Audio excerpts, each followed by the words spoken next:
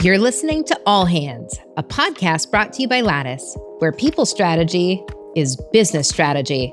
I'm your host, Katelin Holloway. How do I invest in growth when things are uncertain, when I can't often guarantee a promotion, I can't guarantee a lot of things that I would like to. So how do I support without overpromising? And I really think it's investing in this coaching piece. One of the biggest movements I'm seeing in 2023 is doubling down on retaining and developing our existing talent. Now, this involves so many elements, from employee engagement to creating a better employee experience. And many times, this actually boils down to the role of the manager. We've all heard the saying, people don't leave bad companies, they leave bad managers. But according to a recent report in HR Drive, about half of managers report that they don't have any training at all. So how do we train new managers? And how do we help train existing managers to become better managers and more empathetic managers? So if you have a leader who is not showing any emotion in 2023, most people are going to feel like, wow, that person is a calculating robot. I don't trust them because they never expressed any emotions. And if a leader is expressing all of their emotions all the time, it is also hard to trust them because it's like, wow, that's a little bit too much information. Leader, you have to sort of figure out that balance. This week on All Hands, I'm joined by Mollie Duffy and Liz Fosslien. They're the authors of the best-selling book, Big Feelings: How to Be Okay When Things Are Not Okay. The book is full of powerful anecdotes, illustrations, and research-backed tips. Now, in addition to authoring 2 books together, Mollie is the head of learning and development at Lattice. And as I mentioned at the top of the episode, Lattice is close to my heart and the company that puts on this podcast. Now, Liz Fosslien regularly works with leaders at the Fortune 500 to help them build high-performing cultures of belonging. You may also recognize Liz's clever illustrations about big emotions in the workplace. I see them all the time on LinkedIn and Instagram, and every single time I smile. Liz and Mollie, welcome to All Hands. Thank you so much. Yeah, very excited to be here. I am so thrilled to have you both on the show for so many reasons. Let's talk about managers. Managers, as we all know, are a cornerstone to how we build great company cultures. If you have great managers, it can set your world on fire in the best possible way. If you maybe haven't invested in your management layer, we've got problems. Why are managers so pivotal to the employee experience? Mollie, I'd like for you to take up the first stab at this. So Gallup, who has spent years and years studying what great managers do, their research shows that managers account for at least 70% of variance in employee engagement, which is a huge percent. And this research has been backed up by Google and McKinsey, that teams with great managers are happier and more productive, and that the relationships with management is one of the top factors in job satisfaction. So the research really backs this up, and I think all of us know this intuitively when we think about what it feels like to have a great manager and what it feels like to have a bad manager. Absolutely. I've been on both seats of that table. Liz, what say you? I agree. I also think, especially in a hybrid world or a world where people aren't together in person as much, the manager really becomes the culture creator for their employees. So when you're not as embedded in an organization because there's posters on the wall and you can easily see everyone on your team sitting next to you, the manager really is the touchstone of this is the person that informs how your day-to-day works. They're the one that is responsible for if the team has a fun connection moment in team meetings, if there's one-on-ones, for often sharing really difficult news. And so to Mollie's point, we see huge variance. Some of our research at Humu also shows that if a manager is very supportive, the team performance and sentiment, so how people feel in the team, does not go down as much, even when things are really hard. So in the wake of layoffs, in the wake of a big reorg, and if the manager is not offering support, every metric you care about drops significantly. And so they really are both culture creators, but also a buffer against stress. I always say that the best managers make work, and specifically their team, a place of support as opposed to a place of additional stress. Truly. But the reality is that as many as half of our managers out in the workforce report that they don't have any training at all. Now, Mollie, You're head of learning and development over at Lattice. I would love to hear how your team approaches manager training. Are y'all doing anything different, anything interesting, anything that you find particularly effective? It is really disheartening to hear that stat that half of managers don't get any training at all, because what that assumes is that this is an innate skill, which I really believe that it's not. And again, there's great research around this. You're not born a great manager. You learn how to become one. And the learning curve is quite steep. If we can give training, it just means that those folks who are reporting into a first-time manager are going to have a much better experience than if we don't give that training. So what we're doing at Lattice, there's the more structured things that we're doing, and then there's the more organic things that we're doing. Both are important because our goal for Lattice in general is creating what I call a deliberately developmental culture, which means that training doesn't just happen in like, you go to an offsite and you do learning for a day and then you come back and you forget everything that you learned. But that in every moment of doing the work and the cadence of our weeks and the way that we meet, there are moments for learning and growth like automatically built in. So a great example of this is retros, and we see teams doing this all the time. And that's a moment where learning is built into the cadence of whatever cycle they're in. So when we think about the more structured thing that we're doing, we created something called Manager Blueprint, which is a bespoke manager training program for all of our managers up to the senior leadership level. And we take a different approach with very senior leaders, and we can talk more about that, but it doesn't make sense to put them through quite as time-consuming of a program. But for our first-time managers all the way up through our mid and sort of mid-senior level managers, everyone is going through this program. It's a 6-month program. Starts off with an in-person kickoff session. It's a day long. And then we go into 8 weeks of content and then 4 months of follow-on, more like practicum sessions. And it's cohort-based. So we have about 15 people in each cohort that are about the same level, but a mix of disciplines and geographies. So people are, okay, if I'm a first-time manager, I'm going to be in a cohort with other first-time managers who are dealing with similar challenges, but I'm going to be with people from different parts of the org and different geographies. And so we've been really intentional about that. And the other thing that we're doing is we're doing a 360 assessment of our managers before the program and then at the 6-month mark after the program. So that helps managers know what are their specific growth areas that they need to work on. And I feel like that's a principle of adult learning, which is like, okay, there's lots of things that I could learn as a manager, but where do I individually really need to focus? What are my goals for this program? Makes you more engaged in that program. Right. I'm so curious to learn a little bit more about the Manager Blueprint program. I love that you're cohorting it. I think that those shared experiences really create that deeper sense of belongingness, but also helps from like a group coaching standpoint, which is something I firmly believe in within organizations, especially if you have an organization large enough to be able to manage that effectively, where you are getting that different perspectives throughout the organization.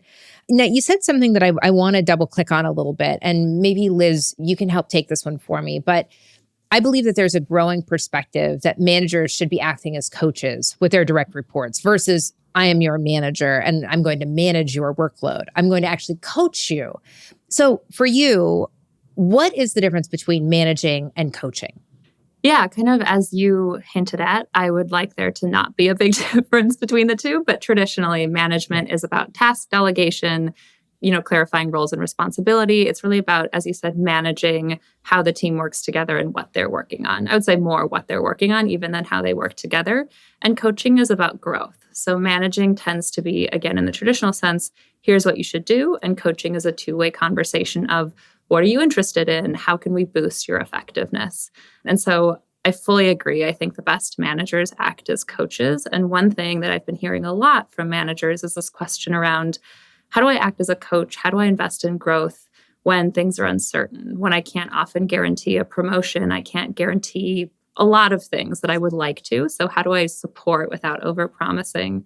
And I really think it's investing in this coaching piece. So one thing that I did with my team at the beginning of the year was, it's an uncertain forecast. So I was like, what I can promise you is that I will help you find growth opportunities that get you to where you want to be. So I had them go and find job listings for jobs that they really wanted in like 3 to 5 years. And they brought those back for me. And then we went through the responsibilities. And I said, which of these responsibilities do you feel like you do not have a story to tell? So like, you've never done brand management, you've never done client presentations, whatever it might be. And then I said, I can commit to you. This is something that I have control over, that when these opportunities come up, or if I can create them, I will do that for you. And what's really lovely about that is it's really motivational for them. And I'm not overpromising. Like, I really commit to do that. And so that's what I think it's this coaching element of like, let's have a discussion about where you want to go. And then I will do the managing piece where I will sort of fit the management to meet what gets you excited, what's going to get you motivated. And also it's really going to help you see that this is an investment in your career and you as an individual, not just as like the content marketing manager on my team that I need this stuff out of. And so I think it's really the shift around relationships and the long term versus just outcomes, and let's like drive the team hard to get to something, but then you ruin the relationship in the process. Something I really appreciate about that approach is that not only is this something that you can do as a people leader in an organization with your own teams, it's also something you can do as an individual in the absence of having a strong manager who understands this approach or this notion that it's about providing skill building and it's about identifying opportunities or future opportunities and then giving them the tools to eventually ladder up to that place, whether it's in your four walls or otherwise, right? In your book, Big Feelings, you write about how there are 7 big feelings that are a part of the modern world. It's uncertainty, comparison, anger, burnout, perfectionism, despair, and regret. Those are some big feelings. Even just reading them aloud gives me anxiety. And so the first question, Mollie, I'll direct this one to you first, but how can we help train managers to better understand these particular emotions in the workplace? Because these are certainly not ones that were talked about even 5 years ago. I think you're hitting it exactly. And I have hope for the future because this is true that children now are getting much more education about this. I heard a story in a workshop, someone saying that their kid, when they have conflict with another kid, and this was like, I don't know, kindergarten, it's like, okay, go over to the conflict zone and like name the feelings that you are experiencing and then work out the conflict. I was like, that was not happening when I was in kindergarten. Certainly not. I think for generations that have already reached adulthood, there is an acknowledgement that we did not have training on this. And the expectation was that these emotions didn't exist when you entered the workplace. Now, we're still human when we go to work, so we still have these emotions. So what do we do with them? And just recognizing that like you never were taught what to do about these things when you have them and when other people have them. How we can help train managers is to increase what we call their emotional fluency. And you use the word emotional intelligence.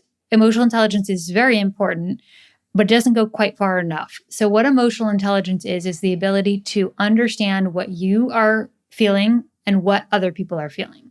But it doesn't tell you anything about what to do with those emotions. And so emotional fluency is understanding your emotions, when to express them, when not to express them, and how to like sit with them and work through them and process them. When do you communicate them? When do you not communicate them? How do you deal with someone else communicating them to you? And so I think the first part of this is acceptance, whether it's for your own emotions or someone else's emotions, that these are not inherently bad. There's a reason biologically why we have all these emotions. So anger, even though it doesn't always feel good, helps us understand that maybe a boundary has been crossed or something that we care about is being threatened. Burnout is telling us we need to slow down. Regret is telling us to do something differently in the future. And so when we shut those emotions out, we are shutting out all of the information that they are giving to us. And so in the workplace, it's like, okay, do I like feeling regret? No. But this is telling me something important in terms of what I did or didn't do in the past that I can do differently. So it's about sitting with them and trying to understand the deeper need behind that emotion. And that can take time, especially with the big emotions. So this is not like, oh, I'm in a meeting and now I'm feeling a big emotion. I can immediately tell you what the need is. Sometimes it's about saying, I am having a strong reaction right now and I need some space. And I'll get back to you on that. And then you can, leave the meeting or, go off camera, whatever you need to do. So a lot of times what Liz and I teach is what are those phrases that you can say to give yourself the space to do that emotional processing when you're in the middle of a work meeting, which is really hard, or you're crying or, you're having a really strong reaction. I'm having a strong reaction. I need some space. Then it's about going and understanding What was the deeper need? And then going back to, if you were in a meeting with someone, going back and explaining what was going on. And maybe there's an ask that you have of them, or you're just sort of explaining the need that you were feeling. And then when other people come to you with big emotions, it's kind of the same thing. So you need to like create the space. It seems like there's a lot going on right now, or you're having a strong reaction. Do you want some space before we continue talking about this? So offering that to other people as well. And then there can be a time when it is helpful to communicate once you have done the processing. And we see this with leaders a lot. We talk about this as we want leaders to be selectively vulnerable. So if you have a leader who is not showing any emotion in 2023, most people are going to feel like, wow, that person is a calculating robot. I don't trust them because they never express any emotions. On the other hand, if a leader is expressing all of their emotions all the time, it is also hard to trust them because it's like, wow, that's a little bit too much information. So as a leader, you have to sort of figure out that balance. But it still is that you are expressing some of your emotions some of the time and learning how to communicate those in an effective way.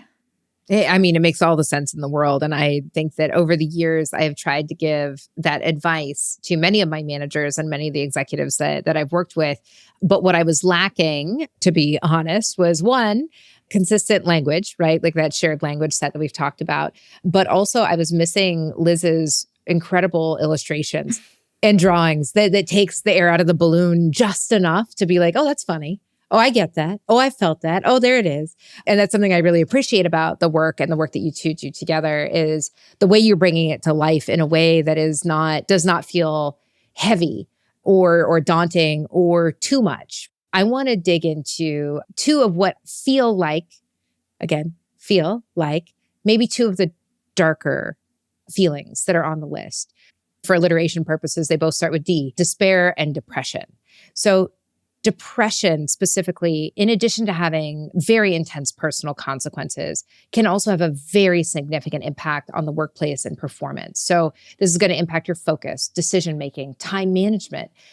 How can managers support the recovery of someone with depression or another mental health condition? Mollie, I know we've been talking about this, so would you mind leading? Yes, and I have personal experience with both despair and depression while I was working, and it is really hard. As somebody who, when I'm not experiencing depression, tends to have a lot of motivation, it's quite shocking to sort of realize like, oh, all I want to do is lay in bed today. Well, I do also have to do some work, and like navigating that is really tough. So I think the first thing that managers can do, and this goes for any sort of mental health concerns, is to be open about their own mental health issues, because that creates space for other people too. It doesn't mean that you have to have the exact same thing. So if you haven't experienced depression, don't say that you've experienced depression. Right. But many of us have experienced some kind of mental health thing, whether it's anxiety or depression or anything else. And again, there's a big stigma around this for a long time. There still is, but it is so powerful when leaders and managers share that. And it is something that, again, we have to learn how to do in a professional way. So I'm not going to be like telling everyone the details of my therapy conversations, but I can be open that I went through a very deep depression and it took me a long time to get out of it, and that I am in therapy and that I am on medication, and I do have to balance all of that with the work that I do. And that does create space for people to do that. Now, if that's not authentic for you or you haven't experienced that, that's okay. One thing that managers can do is if there is some kind of mention of that by one of their reports, because sometimes there isn't, and that's okay too. And if a report hasn't been open with you about it, it's not appropriate to be like, are you depressed? To dig in. Like they have to, yes, they have to come forward with that. So it's about you creating the space for them to do that and feel safe, but they have to do it. But if they do that, then I think it's about asking what they need and that can change. So what kind of flexibility do you need right now? Assuming that you're going to therapy appointments, or assuming that like maybe you need to take a mid-afternoon nap, like what kind of flexibility can we provide for you that's reasonable? And in the case of a lot of these things, these are diagnosable conditions. And so these are things that like a doctor could provide a note for. And so if a manager has questions about that, they can also turn to their HRBPs, the people on their people team, for some advice on like what would a reasonable accommodation look like and how to set that up. There's a whole process for that. And then I think, again, it's just following the employee's lead, creating the space for how much they want to open up and talk about it moving forward once that initial disclosure has happened or not. For some people experiencing depression, work can be a really nice escape from like what else is going on. And so maybe they don't want to talk about it at work because it's like, well, at least here I feel really valued. And like in the rest of my life, things are falling apart. And so I'm showing up here. And then I think generally within a workplace, also creating support groups. So like employee resource groups that are specifically around mental health can be a nice way. So you don't have to go directly to your manager, but there can be peers that you can check in with additionally. I think all of that is incredibly sage advice. I personally feel that our capacity to share what we are experiencing can have a very profound impact on others just by simply putting yourself out there and saying, hey, I went through this thing, or I'm currently experiencing this thing. Not all of us are comfortable doing that in an incredibly public setting.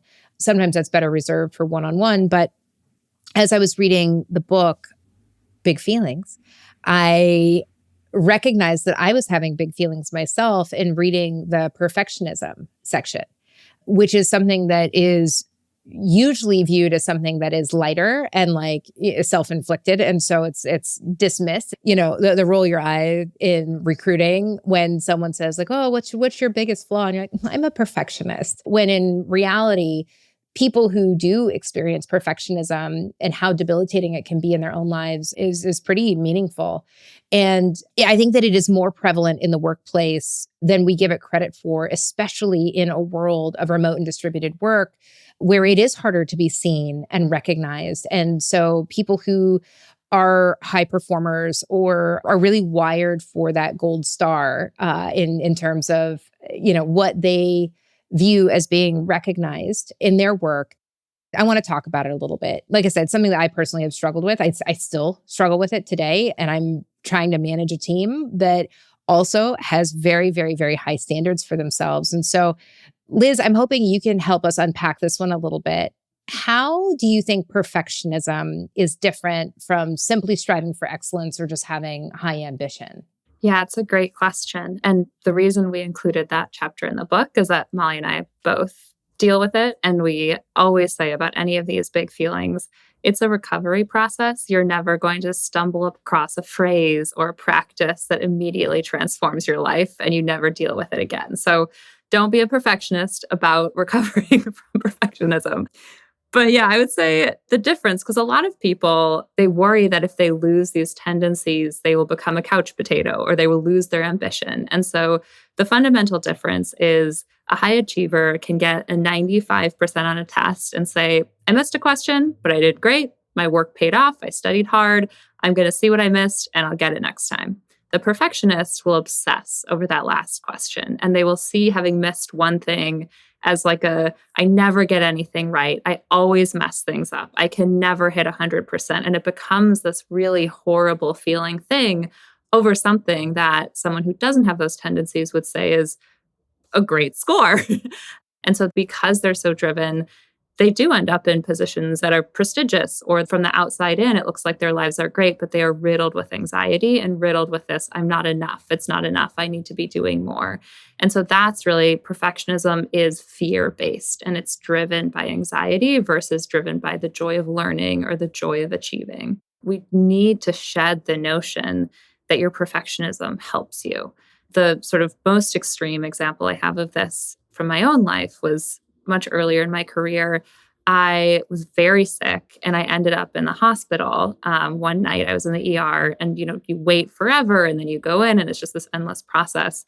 And I was discharged at 4:30 in the morning and I went to work the next day. Like I had no sleep and I showed up at the office because what I had in my head is that great employees never miss a day of work. And to get promoted, I can never be sick. And I was very out of it. I'm sure I looked like a disaster. And at some point, because I was not that lucid, it came out that I'd been in the hospital.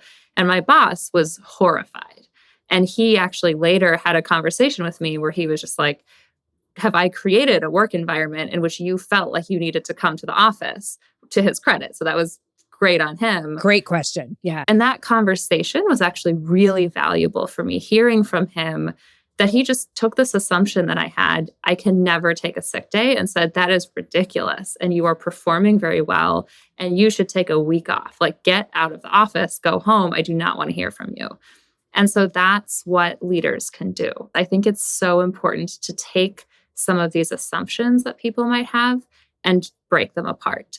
I think we underestimate the power of positive feedback, of just making sure, like, hey, you're doing a great job. And I think that can combat this inner monologue of like, I'm not doing good enough. I'm going to get fired. I'm not doing well. So a lot of it, similar to what Mollie was saying, is just sharing.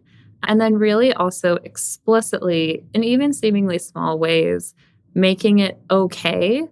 I don't want to say to fail, but to learn. So even saying things like, we're going to run this experiment.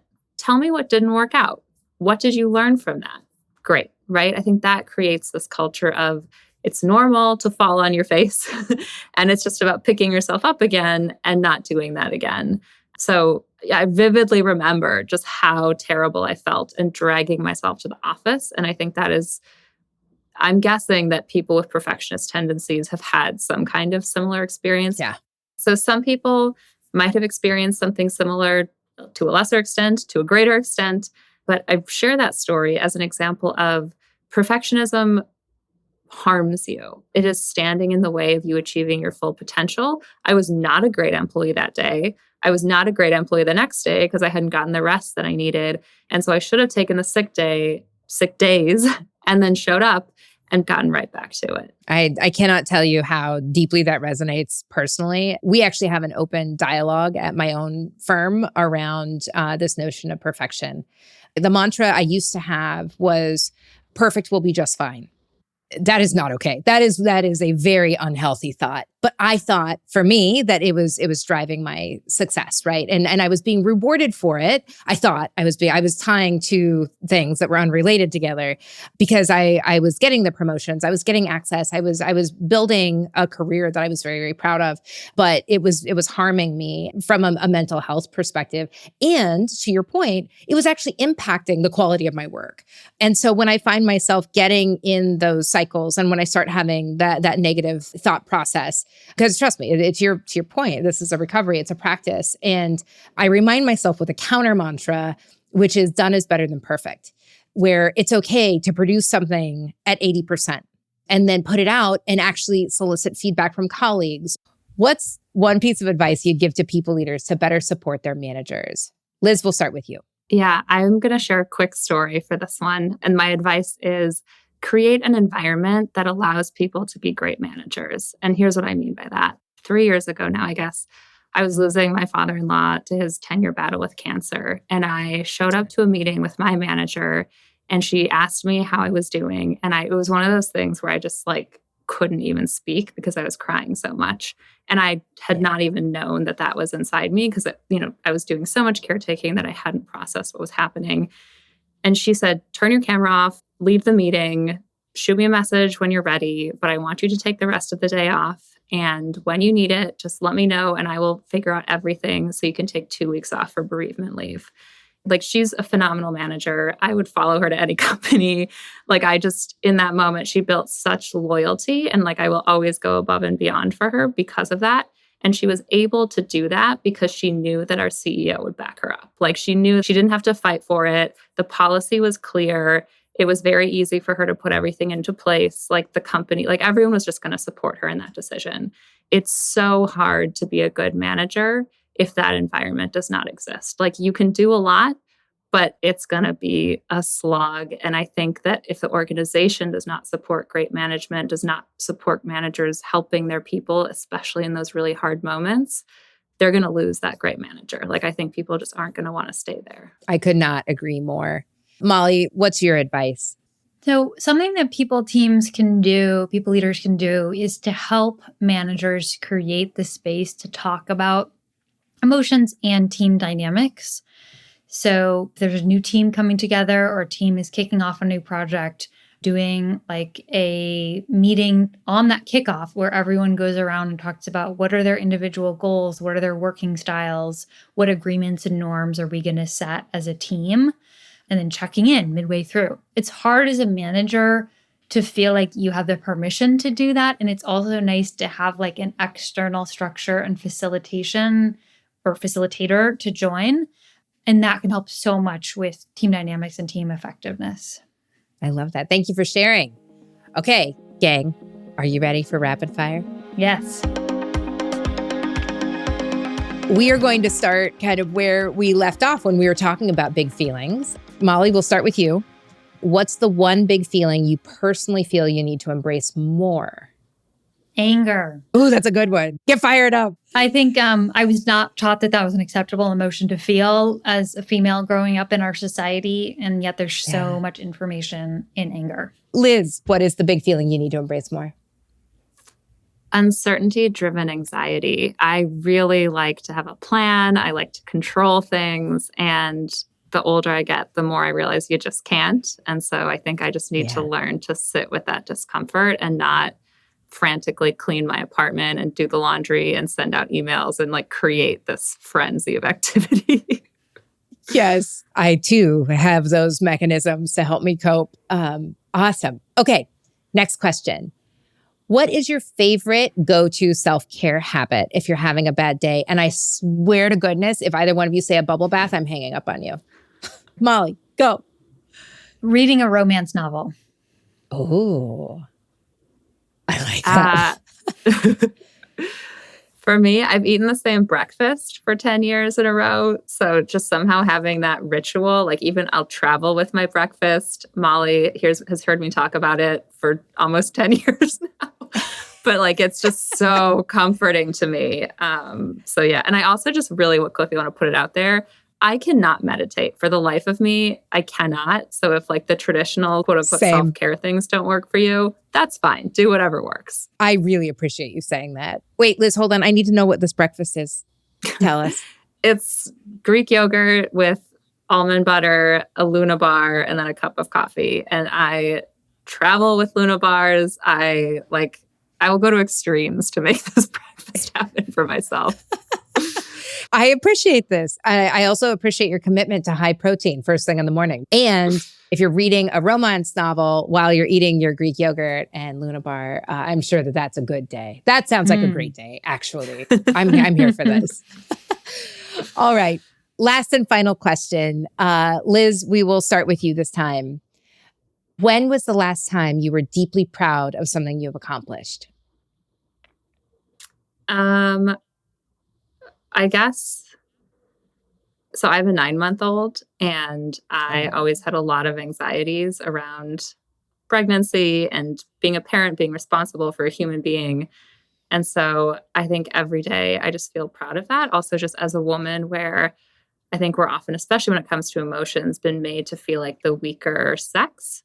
And that is just so far from the truth. And I think that the experience has really, I just feel very proud that I'm was able to do that. And that I think just like setting a good example, that kind of thing. I couldn't agree more. And as one mama to another, it is a profoundly huge accomplishment. Profoundly huge. And 9 months old, you were getting to the good stuff. You're getting smiles, you're getting laughs, you're getting the rolling around, but not dangerous enough yet. So congratulations. Thanks. Mollie, same question to you. When was the last time you were deeply proud of something you've accomplished? I think it's been building this manager blueprint program from scratch. And I love the moment when it's been launched and we have our cohorts going and people are making changes. They're having tough conversations. They're giving feedback. They are talking about growth and development. And I feel like in some small part, the training has helped with that. And that makes me very proud. I think that you should also be very proud. And we are proud of you for that. So congratulations. Well, gang, that's it. That's a wrap. We've taken it all the way around. We've talked about our big feelings and we've shared some things that have helped give us a greater platform to teach others. So Liz and Mollie, thank you so much for joining us on All Hands. Thank you. Really appreciate it. Yeah, thanks so much for having us. And to you, dear listeners, thank you so very much for joining me on this week's episode of All Hands. I'm your host, Katelin Holloway. Follow All Hands wherever you get your podcasts so you never miss an episode. And if you like the show, tell a friend about us or give us a shout on social. This podcast is brought to you by Lattice. Learn more about how Lattice helps companies deliver great business results with smart people strategy at lattice.com. Find us on Twitter at LatticeHQ. All Hands is produced by Lattice in partnership with Pod People.